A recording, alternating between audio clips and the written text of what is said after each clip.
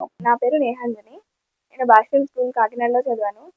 ఎస్ఎస్‌సీలో 600 వచ్చినందుకు నాకు చాలా హ్యాపీగా ఉంది. ఇందులో భాష్యం నుంచి నాకెంతో సపోర్ట్ ఇచ్చారు ఫ్యాకల్టీ ద్వారా. అండ్ మా పేరెంట్స్ కూడా నాకెంతో సపోర్ట్ చేశారు.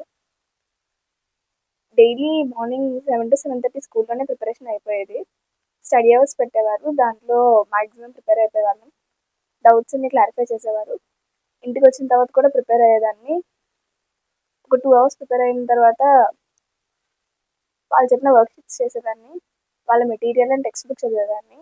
దీన్ని బట్టి నాకు 600 రావడానికి హెల్ప్ చేసింది. మీకు మేజర్ సపోర్ట్ ఎవరమ్మా? పేరెంట్సా లేకపోతే స్కూలా? భాషం స్కూలా మీ పేరెంట్సా? ఇద్దరునా?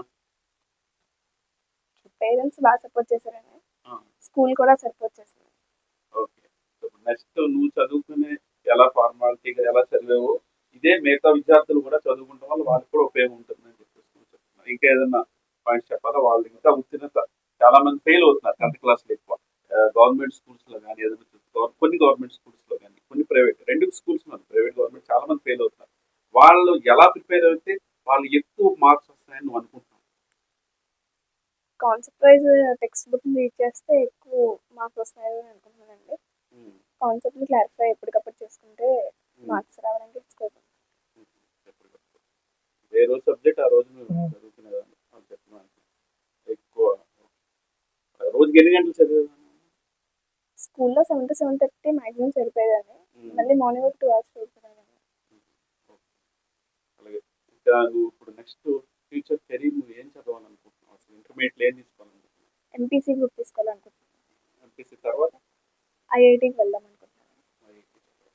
ఇంకా అది సివిల్స్ లో దాంట్లో మరి ఇంట్రెస్ట్ ఉందని ఐఐటీ తర్వాత సివిల్స్కి ఒకసారి ట్రై చేస్తాను. తర్వాత సివిల్స్ మెయిన్. ఓకే, సివిల్స్ అయితే ఇంట్రెస్ట్ ఉంది. ఇంకేదన్నా నేను అన్నానని సివిల్స్ అంటే ఐఐటీ తర్వాత okay, good, very good.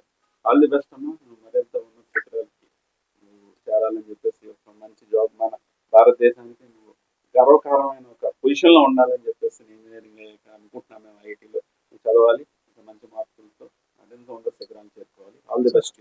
All the best అండి కూడా.